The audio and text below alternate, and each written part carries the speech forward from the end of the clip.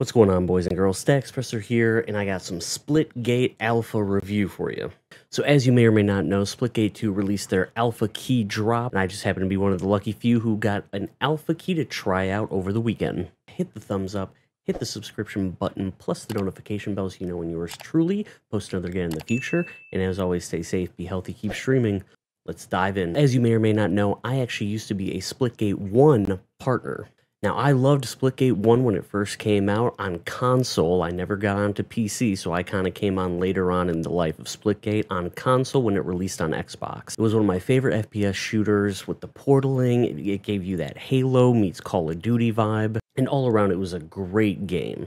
But as a lot of people know or may not know, it flopped tremendously after releasing to everywhere, console, PC, and it never really took off. Now, everyone has their own opinions. My personal opinion, being a casual gamer, I just feel like Splitgate 1 focused way too much on marketing to the eSport pro players than the actual average Joe players like myself. And because of this, I feel like no one was playing it that often. Halo just kind of came out to it around that time. Of course, you got Call of Duty to go up against. And if you focus all this time and energy into these eSport events with these tournaments and featuring all these pro players, you're kind of pigeonholing the actual generalization of the whole entire gamer. So here we go, right into Splitgate 2 with a quick review for you. So right out the gate, I can tell you, Splitgate 2 does not feel like Splitgate 1.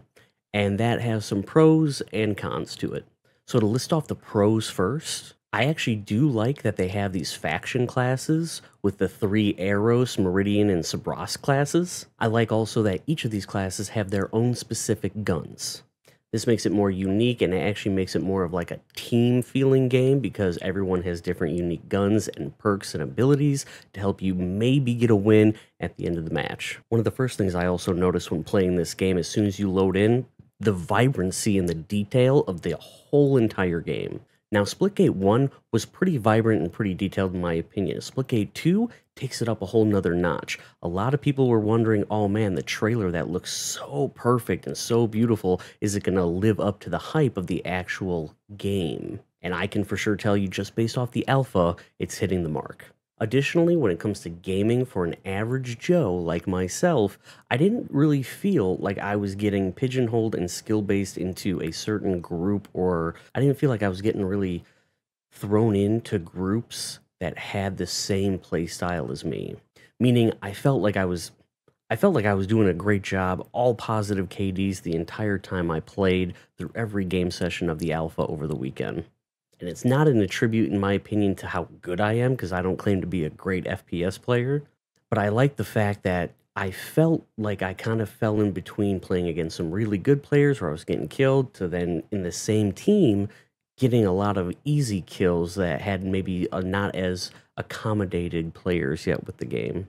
Basically what I'm saying is the skill gap I didn't really think was a big issue when playing the alpha.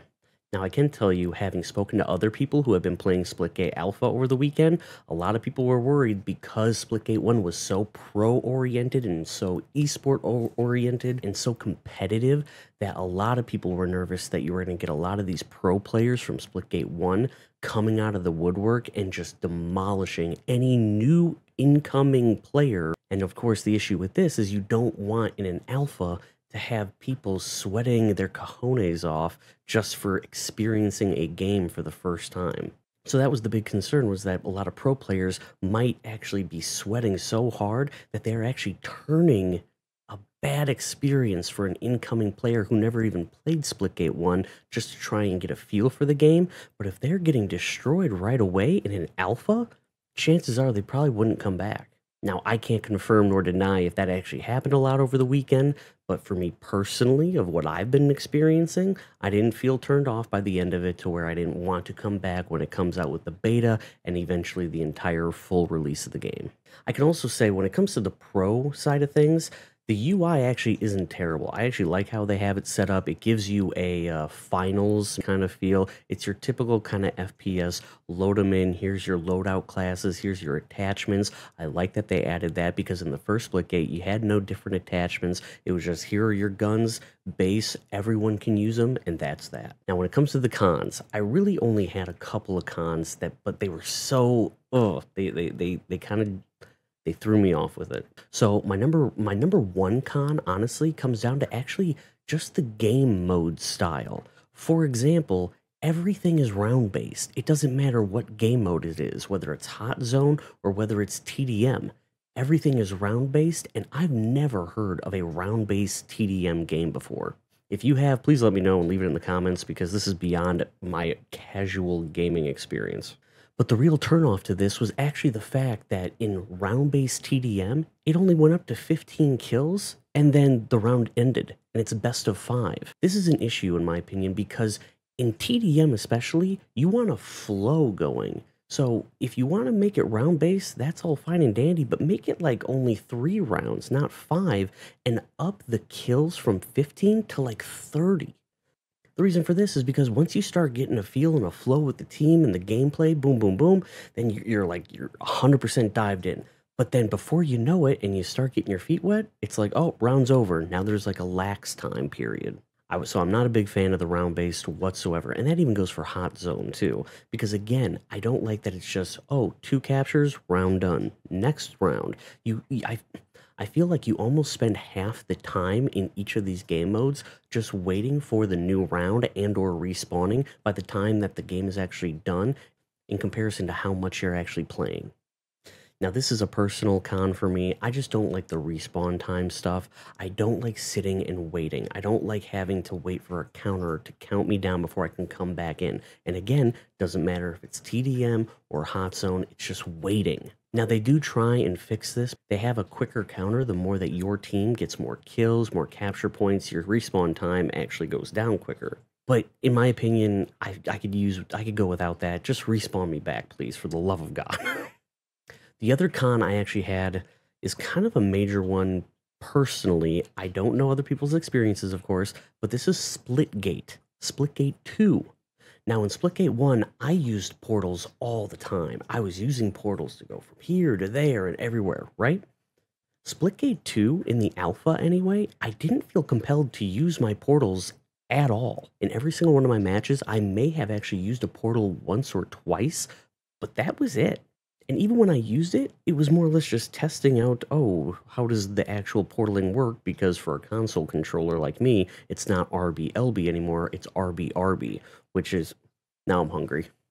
I could use some fries. But I don't like the fact that I didn't feel compelled to use the portals whatsoever, nor did I think any of the maps. Granted, this is the alpha, so there are only like 3 maps total, but I still didn't feel like any of those maps were portal friendly or portal encouraging to want me to use those portals. My point in this is actually the fact that if you're a casual gamer like me who plays maybe like a lot of Call of Duty, you don't need to use the portals to still do a good job. But the con of that is obviously you're not really getting the full feel for the game. This is an alpha, so we'll see how it actually progresses into the beta with maybe new maps, maybe they reposition portal walls, etc. We'll find out. Another con that I had was actually the movement.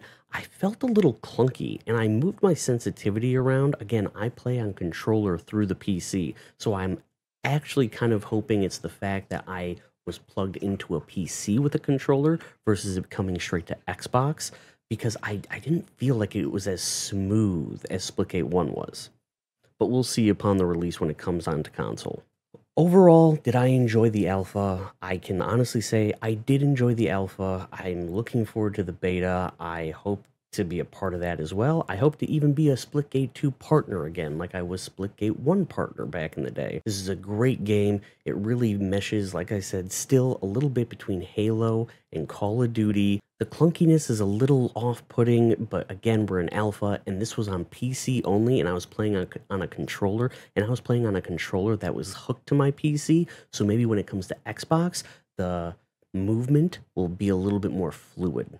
But overall, had a blast with it. I recommend other people keep an eye out for this. Again, The main things that are a real big plus in my opinion, one, you actually don't need to know how to portal to still do a great job in this game from what I can feel. Two, classes and factions with different attachments is actually a plus because it varies the actual perks and abilities that each one of your teammates can actually run through. Three, I love the fact of how vibrant and detailed the environment is, and we should really look forward to what the beta and even when the full release comes out with the new maps, what all those look like environmentally as well. Unfortunately, portals, not very much needed. I also didn't find a use for them. Maybe they can readjust where they have portal walls. Two, not a fan of the respawn times. Cut that crap out altogether. Three, game modes. Stop with the round base. Just let us play all the way through so we aren't ruined without flow interruption. But I hope you guys enjoyed this review. I hope to see you guys on Splitgate 2 as it comes into beta and then upon the full release. I know I will be playing it. I really am looking forward to it. I hope you guys are too. And here's to 1047 games, hopefully marketing correctly to the overall casual gamer and not only sequencing out just the pro and esport sweats out there who were all taking over it in Splitgate 1. Hope to see you guys in the arena and hope to play Splitgate 2 as it comes out in 2025. Take care. See ya.